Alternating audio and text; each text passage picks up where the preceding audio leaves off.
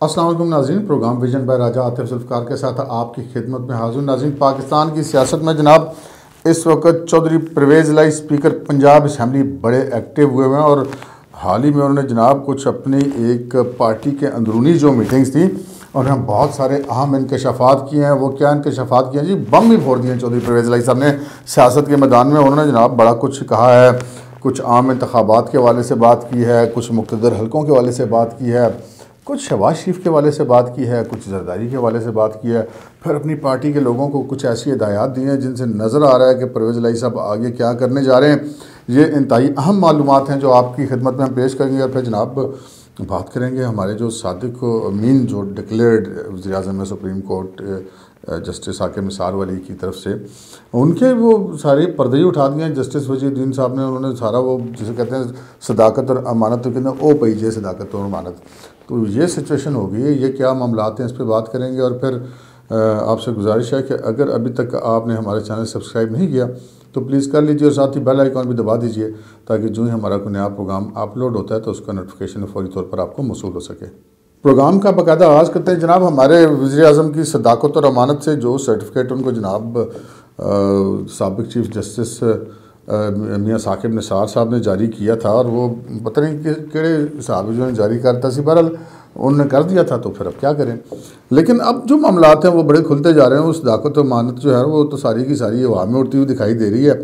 अब उन्होंने जस्टिस वजीरुद्दीन जो पाकिस्तान तहरीक इंसाफ के बड़े बानी मेंबरान में से हैं, बड़े सीनियर आदमी हैं, उन्होंने कुछ ऐसे बातें कर दी हैं जिनसे तो कहते हैं ना कि मर्चें ही लग गई हैं। वो शहबाज गिल साहब को भी समझ नहीं आ रही कि कभी वो क्या कहते हैं, इल्ज़ाम लगाते हैं जस्टिस वजीरुद्दीन पर, कभी किस पर क्या इल्ज़ाम लगाते हैं। और सारी PTI की क़यादत जो है वो और वज़ीर-ए-आज़म साहब के जो वज़रा और मावनीन हैं उन सब की यही है हालत है। समझ नहीं आ रही कि इस डैमेज पे काबू कैसे पाएँ, क्योंकि वो सारी चीज़ें एक्सपोज करके उन्होंने रख दी हैं।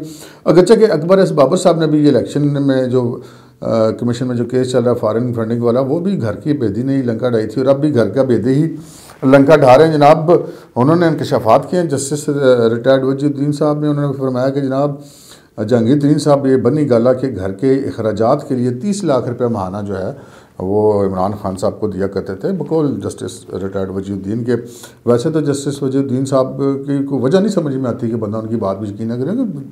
माकूल आदमी है, बड़े सीनियर पोस्ट पर रहे हैं, जज रहे हैं, रिटायर्ड जस्टिस हैं और वैसे भी उनकी रेपुटेशन जो है वो कभी ऐसी हमने कोई बात नहीं सुनी कि उनकी कोई बातें गलत हों या वैसे कोई लंबी लंबी छोड़ने की आदि हों या वैसे ही बहतान लगाने की आदि हों। और फिर वो ऐसी पार्टी में कि जिसके साथ उन्होंने बड़ी किसी ज़माने में मोहब्बत फरमाई थी और अब वो उसके बारे में ऐसे बात कर रहे हैं, अपने पुराने कायद के बारे में ऐसे बातें कर रहे हैं कि वो 30 लाख रुपये माना जी बकौल जस्टिस वजीरुद्दीन साहब के वो दिया करते थे इमरान खान साहब को बन्नी गाला के घर का खर्चा चलाने। बाद में खान साहब ने कहा नहीं खर्चा बढ़ गया, तो फिर बाद में वो 50 लाख रुपया माहाना जो है वो ख़र्चा बन्नी गाला का घर चलाने के लिए देते हैं। और बकौल जस्टिस वजीरुद्दीन के कि इमरान खान साहब वो आदमी हैं जिन्होंने ज़िंदगी में कभी अपने जूतों के तस्मे भी खुद नहीं ख़रीदे।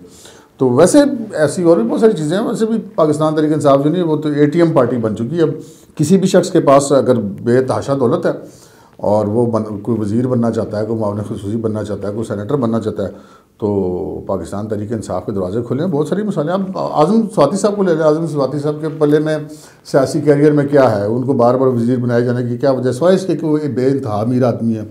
अब फैसल वाडा साहब के पल्ले में क्या है कि वो जनाब एक वो गलती बयानी करके MNA बने और फिर वो जब 2.5-3 साल उसको केस को लटकाया और बाद में वो सेंटर बन के वो केस छोड़ दिया और आगे की तरफ चले गए। वैसे इलेक्शन कमीशन में फंसे हुए हैं, लेकिन उनके पल्ले में क्या है, टैक्स वो टका नहीं देते मुबैना तौर पर जो हमने सुना है।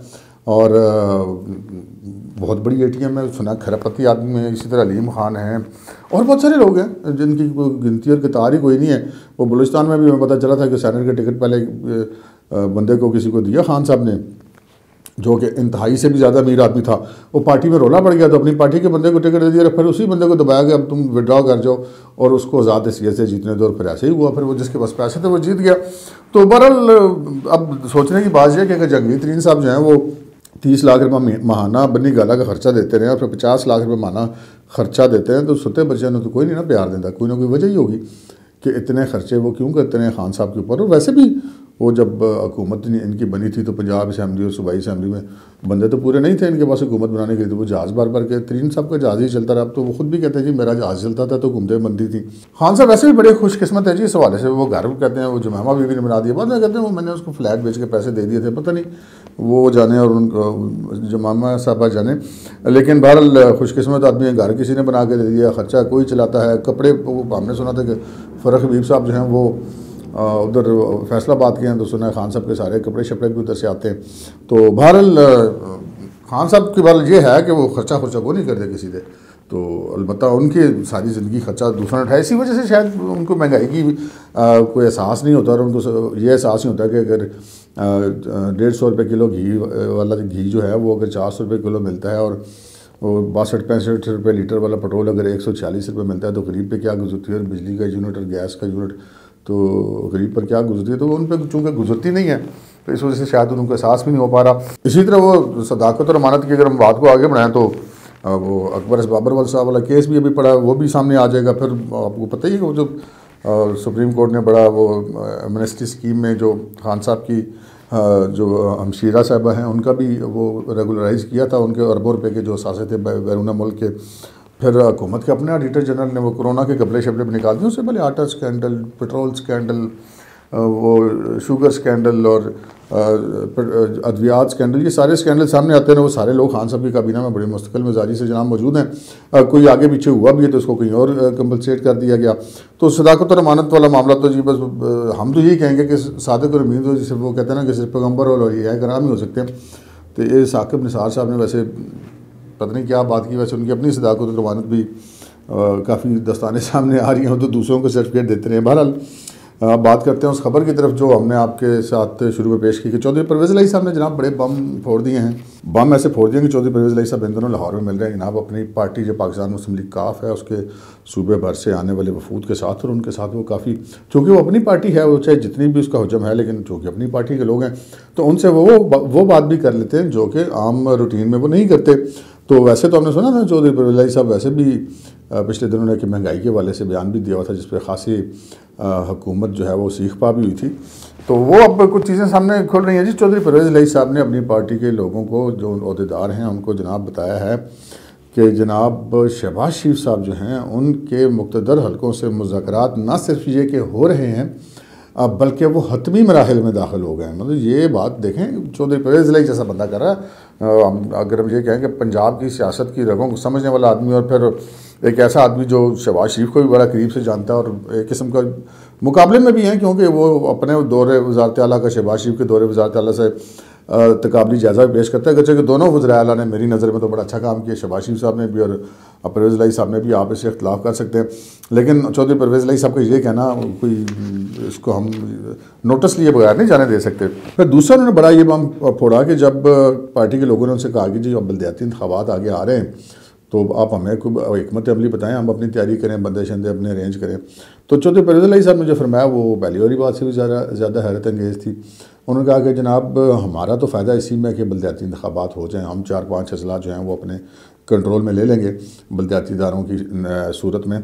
लेकिन उन्होंने ये कहा कि मेरा ख्याल है कि बल्दियाती इंतखाबात नहीं होंगे, और क्योंकि पाकिस्तान तहरीक इंसाफ नहीं चाहती कि बल्दियाती इंतखाबात हों, क्योंकि उसमें उनको जो उनकी कारकर्दगी है उनको बहुत ज़्यादा सुबकी का सामना हो सकता है, मतलब मुमकिन तौर पे। और साथ ही उन्होंने कहा कि मुझे ये लगता है, ये फ़िक्र बड़ा इंपॉर्टेंट है जी, उन्होंने कहा कि मुझे ये लगता है कि बल्दियाती इंतखाबात से पहले जनरल इलेक्शन हो जाएंगे। ये बात चौधरी परवेज़ इलाही जैसे कि सीजन पॉलिटिशियन की तरफ से ये कहना और ये तखमीना लगाना, और अपनी पार्टी के लोगों को ये कहना कि रिलैक्स हो, बल्दियाती इलेक्शन का तैयारी तूरी करने की कोई ज़रूरत नहीं है। तो अलबत्ता आम इंतखाबात जो हैं वो बल्दियाती इंतखाबात से पहले हो सकते हैं। अब आप इन दोनों बातों को कनेक्ट करें कि जो उन्होंने पहले ये बताया कि शहबाज शरीफ साहब के जो है मुक़्तदर हलकों से जो मुबैना तौर पर मुज़ाकरात हैं या मामलात हैं या जो चीज़ें उनकी तय हो रही हैं वो काफ़ी आगे जा चुकी हैं और हतमी मराइल में आ गई हैं। और फिर साथ वो अपनी पार्टी के लोगों को कह रहे हैं कि बज़ाहिर तो सूबे में बल्दियाती इलेक्शन नज़र आ रहे हैं, लेकिन वो कह रहे हैं कि नहीं, बल्दियाती इलेक्शन की परवाह ना करो, अगरचे कि हमारा फ़ायदा उसमें है, लेकिन मुझे लगता है कि आइंदा आम इंतखाबात पहले आ रहे हैं। तो ये बड़ी इंपॉर्टेंट बात है, ये दोनों चीज़ें आपस में बड़ी इंटरकनेक्ट हैं। फिर तीसरी बात भी उन्होंने ये कही, उन्होंने कहा कि जनाब हमारे मुस्लिम लीग काफ के मुस्लिम लीग नून के साथ भी राब्ते चल रहे हैं और बातचीत चल रही है, बहुत सारी चीज़ों में आगे हम जा चुके हैं। और साथ ही उन्होंने कहा कि मेरे इसके साथ ही बिल्कुल आसिफ अली जरदारी साहब के साथ भी राब्ते चल रहे हैं। परवेज़ इलाही साहब ने ये कहा अपनी पार्टी के लोगों को। तो जब उनकी पार्टी के लोगों ने उनसे ये पूछा कि आइंदा इंतखाबात में हम कहाँ होंगे, हमने पीटीआई के साथ हम इत्तेहाद करेंगे, उनके साथ मिलकर चलेंगे, या कि नून लीग के साथ मिलकर चलेंगे, और या कि हम पाकिस्तान पीपल्स पार्टी के साथ चलेंगे, क्योंकि इस वक्त हम इत्तेहादी हैं तहरीक इंसाफ के, जबकि आप कह रहे हैं कि आपके राब्ते जो हैं शहबाज शरीफ साहब के साथ भी चल रहे हैं, नून लीग के साथ भी चल रहे हैं और साथ जरदारी साहब के साथ भी चल रहे हैं, तो हम जाएँगे कहाँ। तो चौधरी साहब ने बड़ा ये मुबैना तौर पे दरोग बर गर्दन रावियों ने कहा, वो तो फिर जब हमें जिधर से इशारा होगा फिर उसके बाद ये फैसला करेंगे कि हमने किधर जाना। फैसला क्या करना है, जब इशारा हो जाना तो फिर फैसला क्या करना है। तो सिचुएशन ये है कि जनाब इस वक्त जो मुल्की सियासत की खिचड़ी है वो बड़े अजीब मोड़ पर है। बज़ाहिर ऐसा लग रहा है कि नून लीग के इस्टेब्लिशमेंट के जो वो मामलात शायद आगे नहीं चले, लेकिन चौधरी परवेज़ इलाही साहब की हालिया गुफ्तगू से लगता है कि नहीं जनाब, दाल में कुछ काला ज़रूर है और मामलात आगे चल रहे हैं। और परवेज़ इलाही साहब भी अब बस इंतज़ार में बैठे हैं कि कब उनको एक इशारा आता है, क्योंकि आपको पता है इशारे तो सबसे ज़्यादा तो चौधरी बिरदरानी समझते हैं, ना सिर्फ ये कि पंजाब में बल्कि पूरे पाकिस्तान में। अगर वो ये क्लेम करेंगे हमसे ज़्यादा इशारा कोई नहीं समझा, तो वो क्लेम कर सकते हैं। तो चौधरी साहब के ये मामलात है कि हमने कहा आपकी खिदमत में पेश कर दें, और कि पाकिस्तान की सियासी सूरत हाल किस तरफ जा रही है और पाकिस्तान की हुकूमत किस तरफ जा रही है, सियासी पार्टियों की क्या पोजीशन है। आज के प्रोग्राम में इतना ही, इजाज़त दीजिए, अल्लाह हाफ़िज़।